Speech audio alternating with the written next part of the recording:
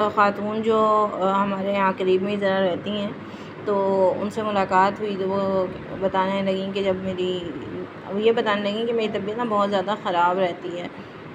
तो मैंने पूछा कि क्या वजह है, तो कहने लगी कि बस मेरी नंद का जो है ना बच्चा था तो वो सही नहीं था, तो उसने अबॉर्शन करवा दिया।